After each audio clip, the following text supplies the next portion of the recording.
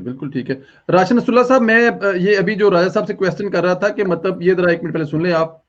मान चुके हैं, जो भी डिमांड्स उन्होंने की हम सब मान चुके हैं।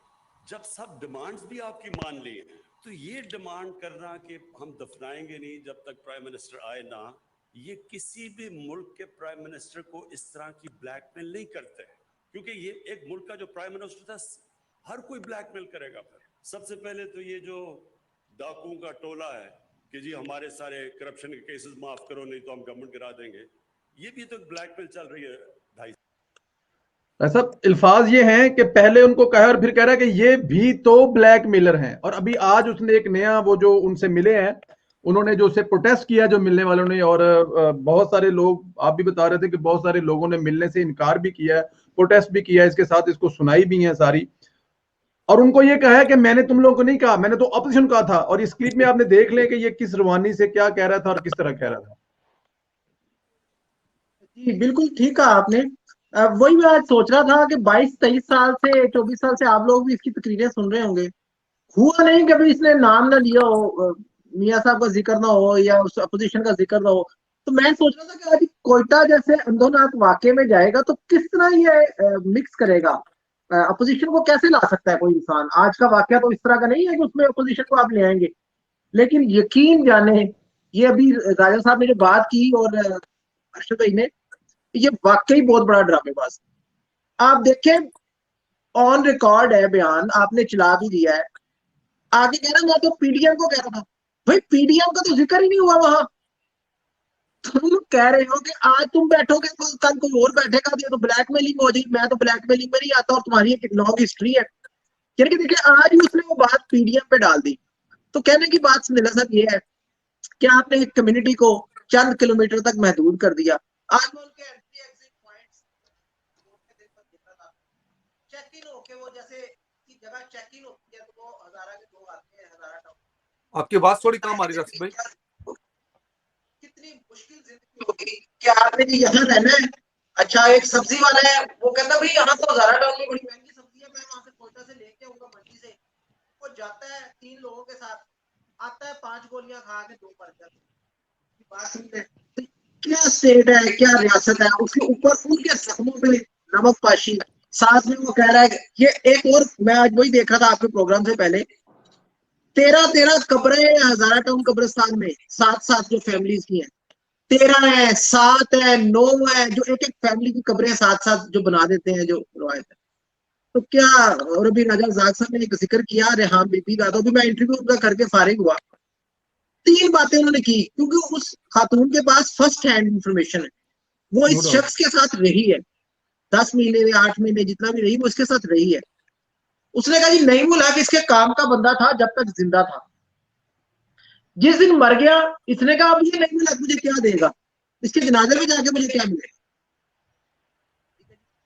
उसके बाद कहती है कि मेरा बेटा, इसके कुत्ते ने, शेरू ने उसके बेटे को काट लिया, हाथ काट लिया, सारा हाथ लहू लहान हो गया रेहान बीबी के बेटे का।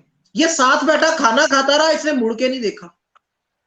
ये ऐसा बेहिस इंसान है।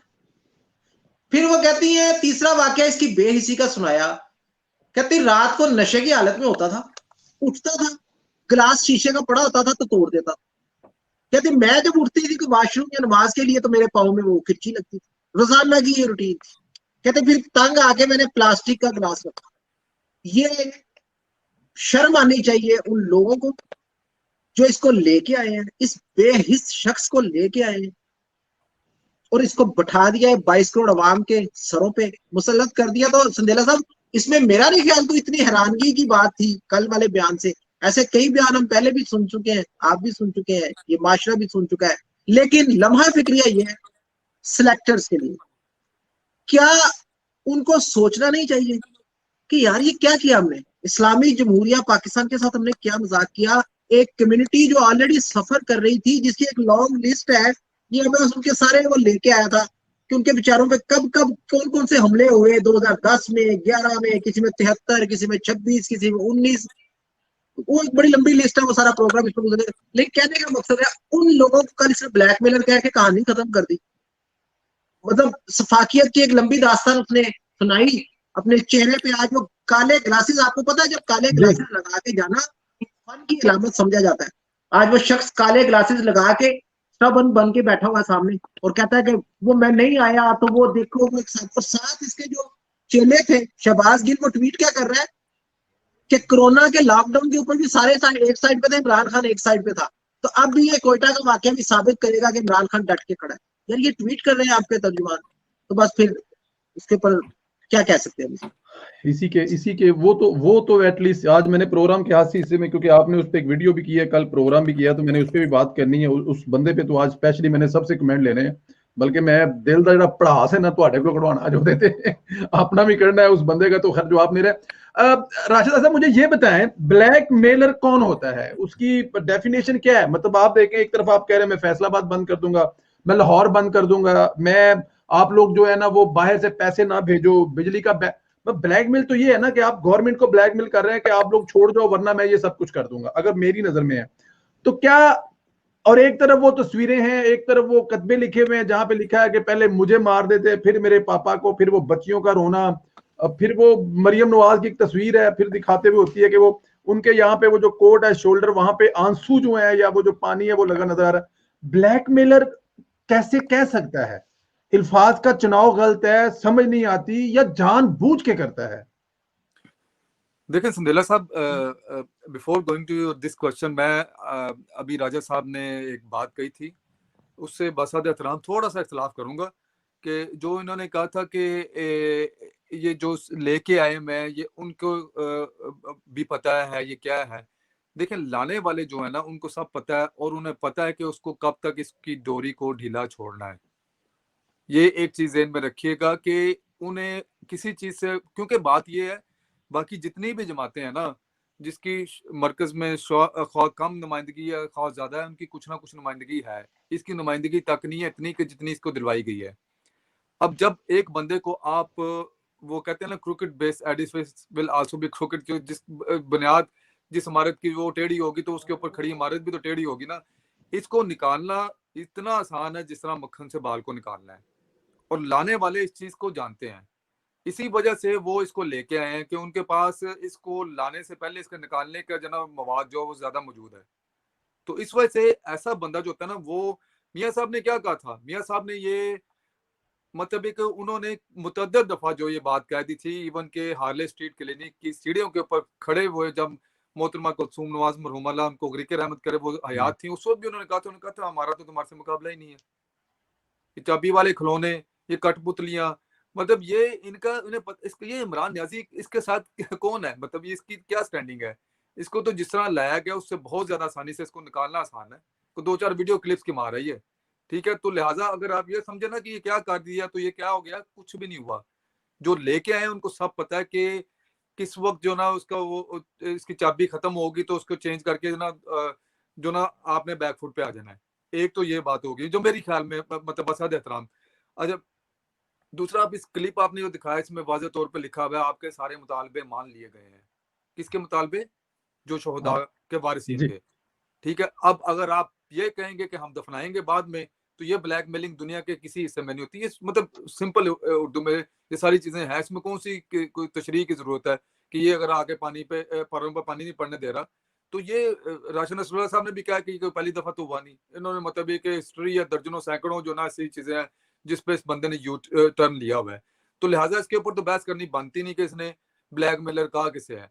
हाँ, अब आपका सवाल है जो उसकी तरफ आता हूँ कि ब्लैकमेलर किसे कहा। बिल्कुल, ब्लैकमेलर वो होता है जिनके जो ना वो बच्चे वहां बैठे 6- टेम्परेचर में 6-6 7-7 रातें वहां बैठे अपने जो ना प्यारों के लिए जो ना वहां पे जो इंसाफ के लिए जो बैठे हो।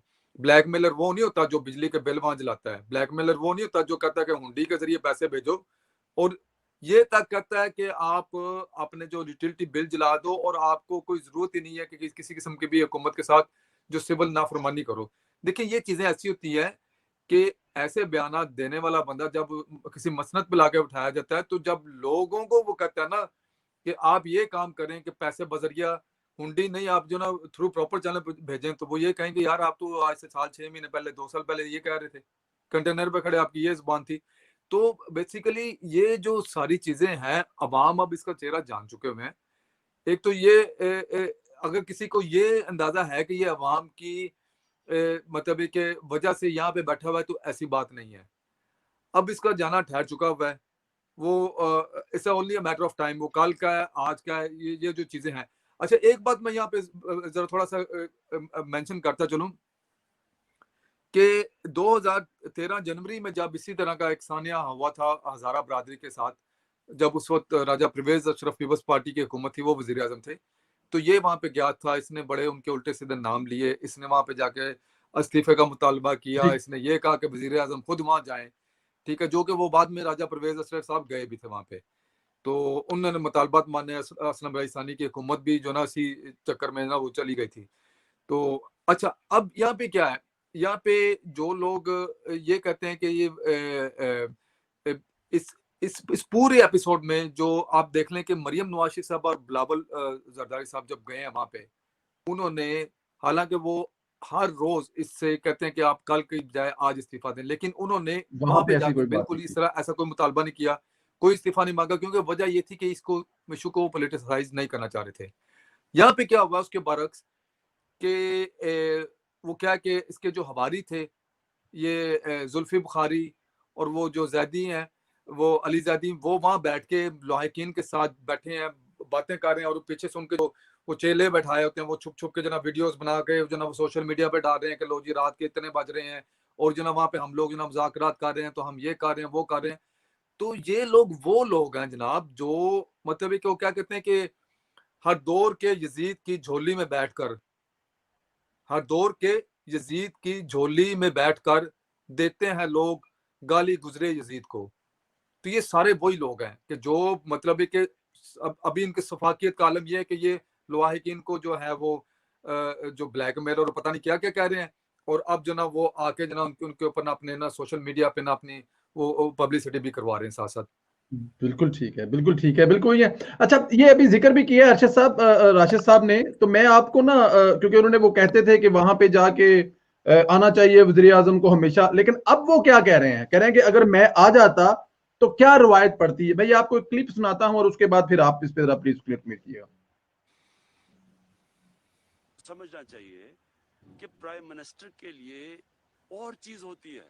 एक आम शहरी, जब मैं पहले था तो मैं आया था आपके पास, लेकिन प्राइम मिनिस्टर होते हुए सारे मुल्क के अंदर एक कोई गारंटी नहीं कर सकता कि आगे कोई सानिया ना हो।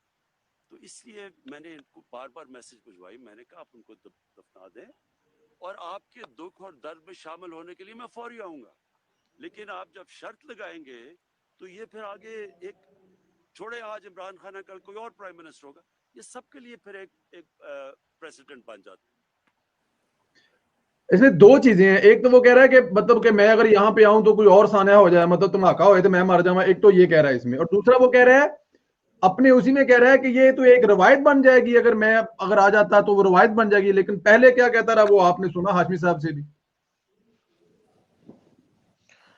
संजीला साहब देखें, जी जी, आवाज आ रही है मेरी? जी जी आ रही जी।